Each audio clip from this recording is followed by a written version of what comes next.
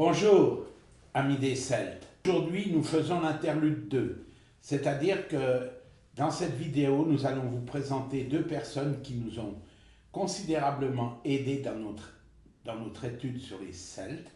Il s'agit principalement de M. Quesnel et de Mme Gimbutas.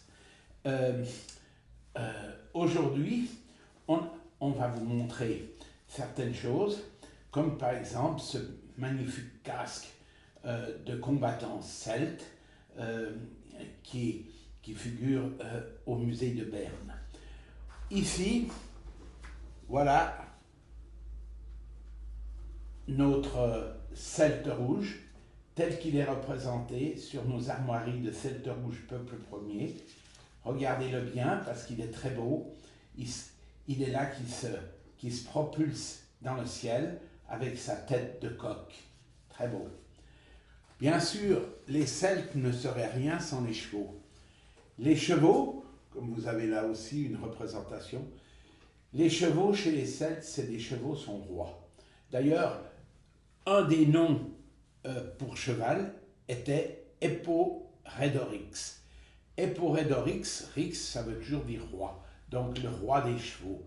Et grâce aux chevaux, les Celtes, qui ont été d'ailleurs les premiers à inventer le mors, ont été des énormes conquérants et ils ont conquis l'Europe entière, même s'ils n'en ont pas fait une civilisation comme ces Romains capitalistes qui ont tout fait pour les détruire et prendre leurs richesses. Ici, une vision de cheval dans un champ à Huftington, en Angleterre, qui est pris depuis une montgolfière. Regardez comme c'est magnifique, ces choses qu'on peut voir depuis le ciel, à quel point finalement on représentait le cheval de toutes sortes. Voilà. Maintenant, Madame Gimbutas, ici, dans un décor assez magnifique. Madame Gimbutas, pourquoi est-ce qu'elle est importante pour nous? C'est parce qu'elle a fait l'hypothèse de Kurgan. Avec l'hypothèse de Kurgan, Madame Gimbutas a pu prouver ou apporter comme importants éléments, d'une part, le fait que le berceau des Celtes, c'est Kurgan. Elle a pu le déterminer grâce à l'archéologie, mais aussi grâce à la linguistique. Et c'est comme ça qu'on peut voir qu'ils étaient bien sûr des proto-indo-européens et à quel point ils étaient des gens magnifiques qui se sont, depuis la mer Noire, répandus et venus jusque dans nos régions.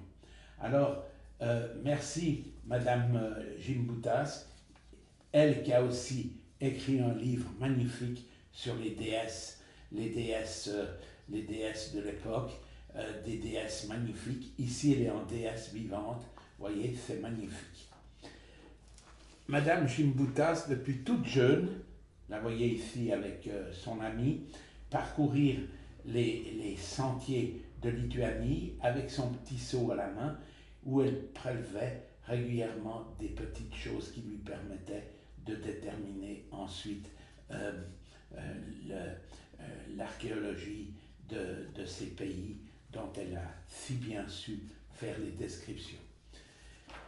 L'autre personnage important, comme on vous l'a dit, c'est ce monsieur Quesnel de Fribourg, très grand professeur, qui lui a écrit ce magnifique petit livre qui nous intéresse, c'est-à-dire l'an -58, les Helvètes.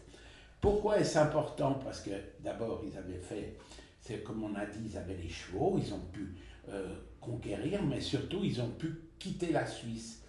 Et ils étaient environ 368 000 qui ont mis feu à toutes leurs maisons, à tous leurs hôpitaux, à tout. Ils ont tout brûlé et ils sont partis pour la Saintonge, où après, ils ont encore été persécutés par Jules César et finalement, ils se sont retrouvés en Espagne. Un peu finalement comme aujourd'hui les retraités.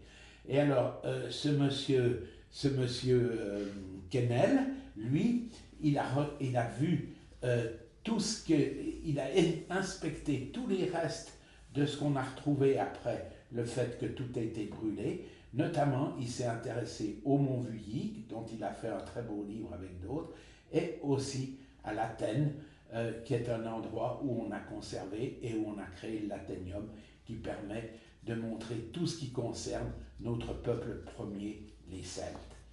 Les Celtes, donc ici, nous avons mis une représentation sur une monnaie de Cernunnos, le dieu de la nature.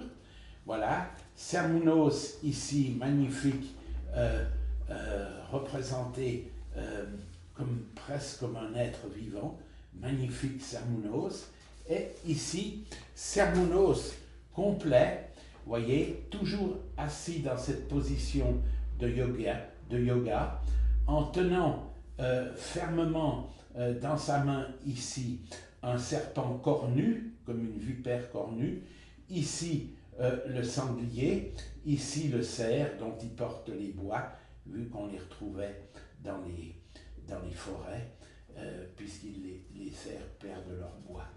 On voit aussi ici le chien, qui est très important, parce que c'était quand même déjà l'ami de l'homme, et c'était aussi un défenseur, et surtout un système d'alerte si jamais des gens venaient la nuit essayer de voler ou que ce soit même des animaux qui auraient pu prendre les réserves de nourriture.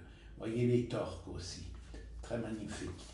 Alors on vous a mis, pour montrer que c'était les amis de Cernunnos, voilà un très beau sanglier pris dans le blic, mais regardez la beauté de cet animal, la beauté de cet œil, la force qui se dégage de cet animal magnifique, le sanglier, le Porcus singularis, magnifique.